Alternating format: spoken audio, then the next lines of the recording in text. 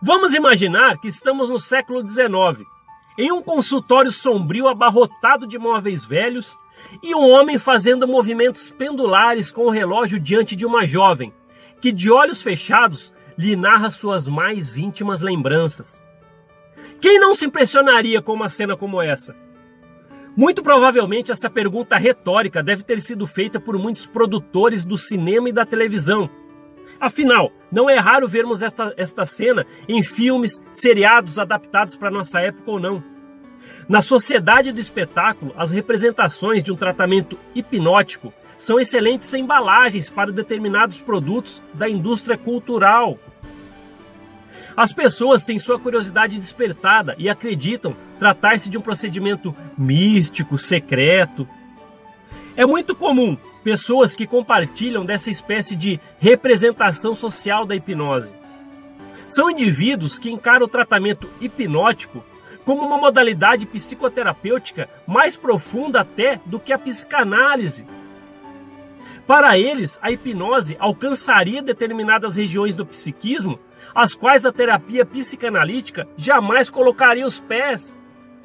Por conta disso, acreditam que a psicanálise e as demais psicoterapias, baseadas essencialmente na interação verbal entre terapeuta e paciente, seriam indicações para tratamentos de casos leves do adoecimento emocional.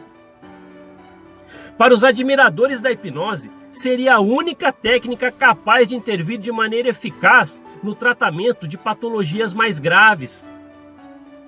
Esta visão é inteiramente equivocada, e vamos ver aqui juntos por quais razões a maioria dos psicanalistas não fazem uso da hipnose ao tratar dos seus pacientes. Primeiramente, vamos entender o que é a hipnose. Embora a hipnose seja empregada em outras especialidades do campo da saúde, como por exemplo na odontologia, em que o profissional coloca o paciente em estado hipnótico a fim de que ele contribua melhor diante de determinados procedimentos. A técnica hipnótica é utilizada com maior frequência como estratégia psicoterapêutica. Com essa finalidade, o hipnotizador induz o paciente utilizando diversas técnicas, dentre elas o movimento pendular de algum objeto, a uma condição psicológica semelhante ao sono. Ao cair nesse estado, o paciente se coloca numa posição de completa passividade e total disponibilidade aos comandos do terapeuta. Por essa razão, o profissional é capaz de solicitar do paciente a narrativa de determinados fatos que em estado de vigília não seria capaz de recordar.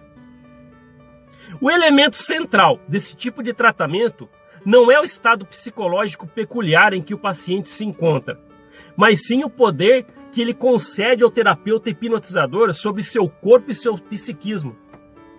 Em outras palavras, o doente não narra suas mais secretas memórias ao profissional hipnotizador apenas porque se encontra numa condição psicológica privilegiada para tal, mas sobretudo porque o hipnotizador mandou.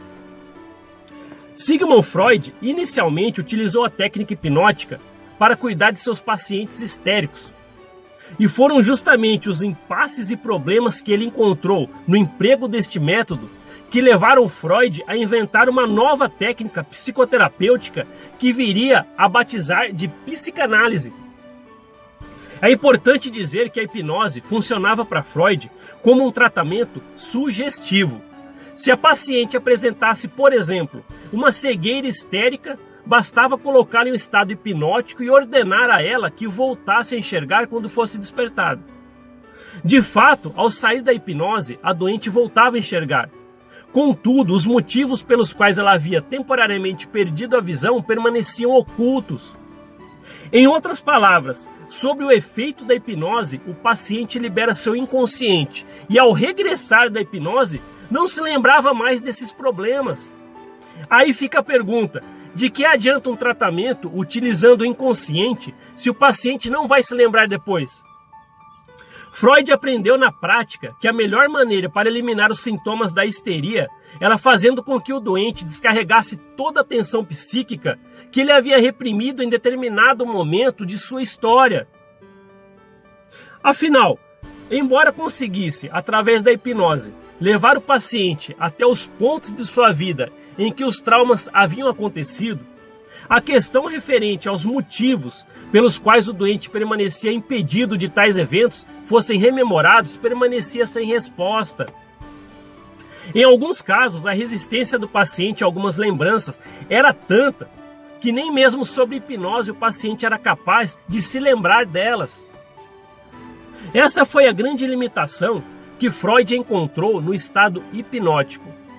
Ele passa por cima de resistências, deixando o terapeuta e o próprio paciente sem o discernimento dos motivos pelos quais determinados eventos são considerados pelo psiquismo como altamente perigosos. Em outras palavras, a hipnose não é capaz de detectar a resistência. Diante desta justificativa, muitas pessoas podem dizer algo assim tipo: ah, mas o importante é que os sintomas desapareceram. E daí que as resistências nunca fossem descobertas? A hipnose se concentra na eliminação de sintomas, como se o objetivo de um tratamento psicoterapêutico fosse meramente só esse. Uma famosa paciente de Freud, no início da psicanálise, costumava dizer que as sessões de hipnose que ele fazia eram uma espécie de limpeza da chaminé. Essa expressão descreve com exatidão as limitações da técnica hipnótica. Trata-se efetivamente de uma simples limpeza de chaminé psíquica, um procedimento cujo alcance é temporário, ou seja, até o momento em que a chaminé volte a ficar suja. E se a chaminé precisar ser limpa periodicamente? E se ela acumular sujeira sempre? O método psicanalítico, diferente da hipnose, evita que existam chaminés para serem lavadas de tempo em tempo. A técnica inventada por Freud trabalha não apenas com sujeira, mas com a própria chaminé, questionando a existência dela. Em outras palavras, a hipnose é capaz de eliminar sintomas, mas sequer chegar perto do seu foco, onde se iniciou, por exemplo, o problema. Freud descobriu que a melhor estratégia para tratar não apenas dos sintomas, mas sobretudo dos seus gatilhos, é utilizar a associação livre. Ou seja, pedir ao paciente que fale tudo o que lhe vier à mente, sem qualquer tipo de censura. Sendo assim, a partir de determinado momento, Freud abandona a hipnose e utiliza a associação livre. Há também uma justificativa ética para que o psicanalista não utilize o método hipnótico.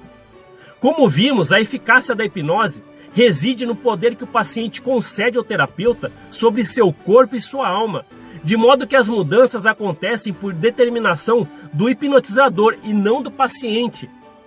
O terapeuta, portanto, é colocado numa posição de controle mestre sobre o paciente, que, nesse caso, acaba se pondo como objeto a ser moldado de acordo com o desejo do profissional.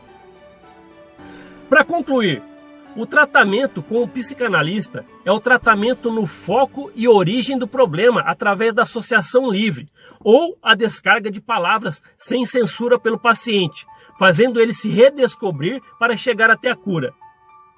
Se você quer saber mais sobre isso, vai lá no meu site, seja com a terapia online ou no consultório, entre em contato e comece o quanto antes as suas sessões de terapia.